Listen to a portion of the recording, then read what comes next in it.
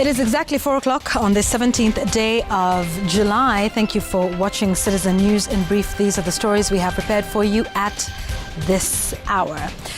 Let us begin with Azimio One Kenya that now says the protests scheduled for Wednesday, Thursday and Friday this week will go on as planned. A parliamentary group meeting chaired by Azimio leader Raila Odinga called on President William Ruto to recall the Finance Act and lower the cost of basic commodities to end the planned protests. The MPs further raised concerns over the manner in which police have been using excessive force against protesters and called on the international community to increase their vigilance on the demos scheduled for this week.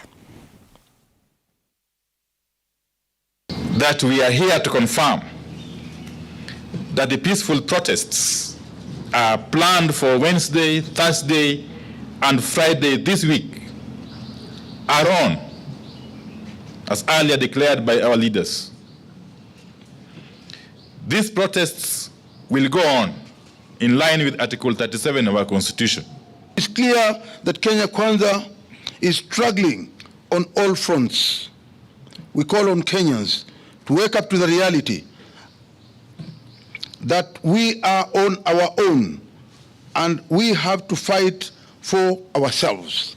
Let us talk about food for our people. And that conversation will take place on Wednesday, on Thursday, and Friday.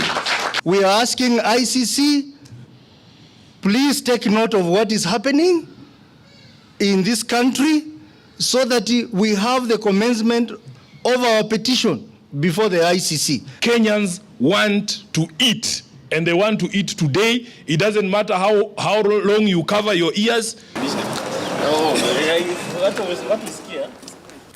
Still on the protests, Siaya Governor Orengo has asked President William Ruto to stop unnecessary threats against the opposition and instead find ways of solving the problems that are affecting the country.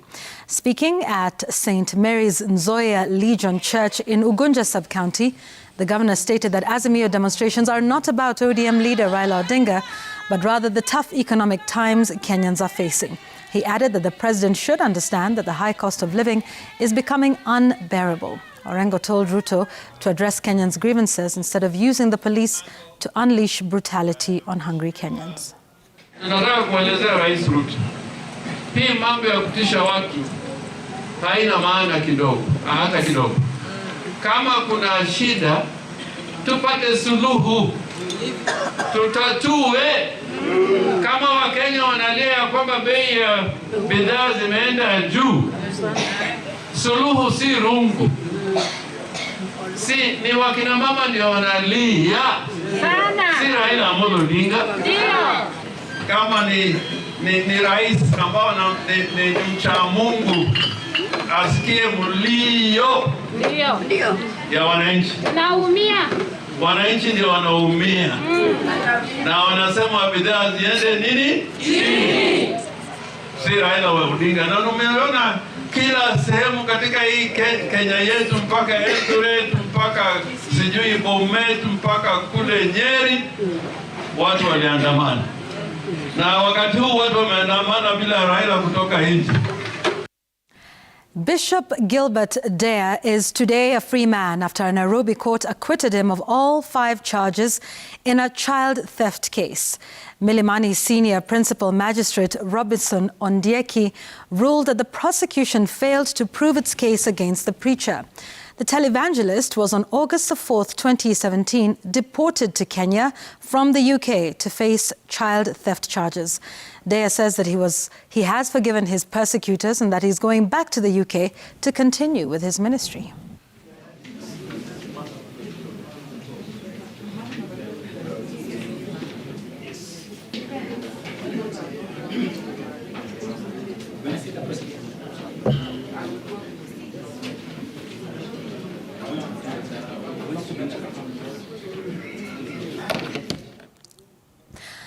Kitui East MP Nimrod Mbai appeared before the Ethics and Anti-Corruption Commission on Monday morning for questioning regarding his alleged assault on a KPLC employee.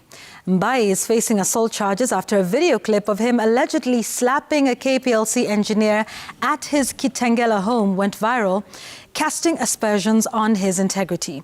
Speaking to the media soon after the interrogation, the Kitui East legislator serving his second term said he does not regret his actions and would repeat the same given another opportunity, adding that he reserves the right to fight for himself. We are here.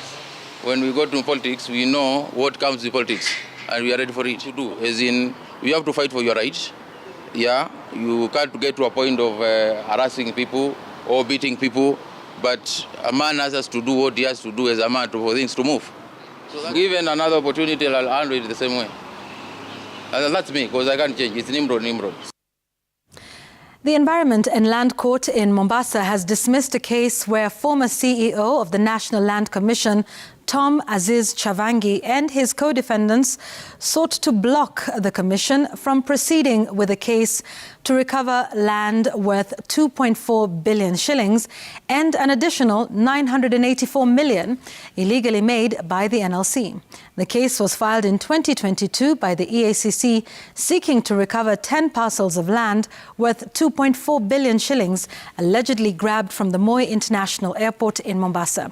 The anti-corruption body is also seeking to recover over 984 million shillings claimed to be an illegal compensation for the land meant for the construction of the SGR and the Dongokundu Kipevu road project in Mombasa. Chavangi had filed a case to block the procession, arguing that the recovery case should be thrown out on the grounds that some of the issues raised were pending before other courts, while others had been resolved by the court. He'd also sought to have his name struck out of the case. The court, however, objected to the petition on grounds that it lacked merit. The land in contention includes part of the Moi International Airport runway, a UN support base, and a Kenyan military base and its watchtower. Mary Wanyonyi has been sworn in as the new chairperson of the Commission on Revenue Allocation. Mary Wanyonyi, who is the wife of the former IEBC chair Wafula Chebukati, is set to take over from Dr. Jane Kiringai, who retired in February this year. While congratulating Wanyonyi, Chief Justice Martha Koome, who presided over the event, urged her to uphold the Commission's duty to ensure equitable sharing of revenue between national and county governments. In her acceptance speech, Wanyonyi acknowledged the need to push counties to boost own source revenue to reduce over-reliance on the exchequer so as to aid in addressing the question of delayed disbursement of funds.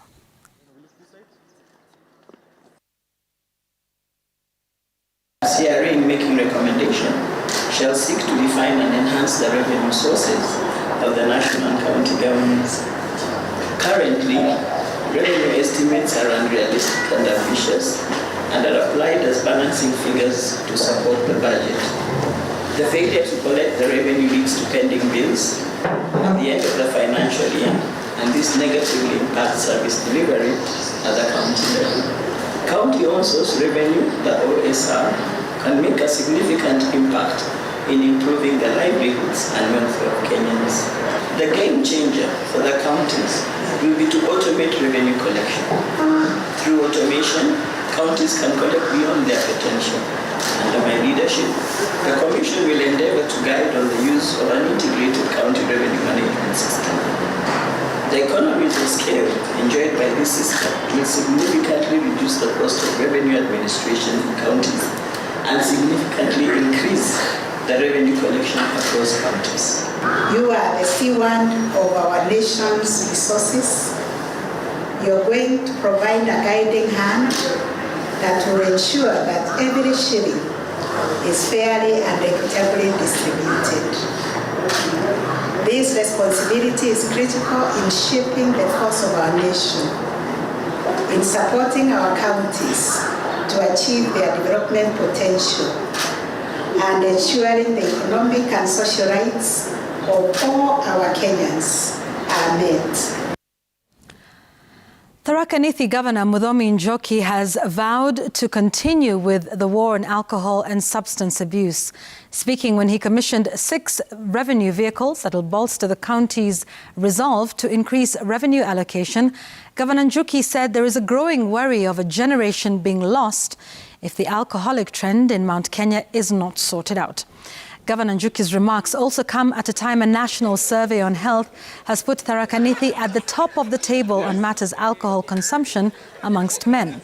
Other counties topping the list with the highest number of people consuming alcohol include Machakos, Murang'a and Embu in the survey.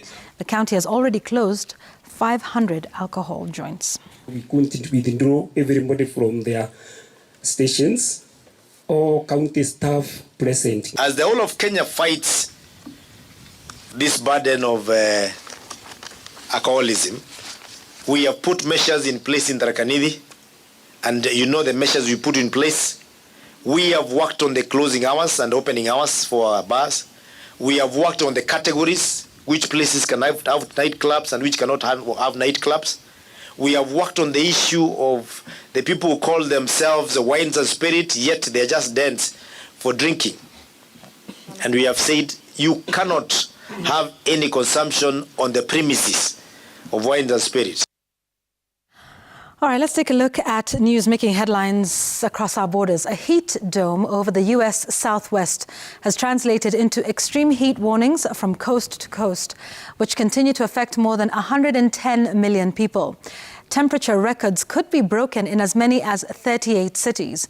In Las Vegas, the intense heat wave was threatening to break or tie the city's record high of 47.2 degrees Celsius. It comes as soaring temperatures are also hitting southern Europe, and Canada is battling the worst season of wildfires in its history. Elsewhere in the southwestern U.S., hundreds of firefighters have been battling brush fires in blistering heat and low humidity on the outskirts of Los Angeles.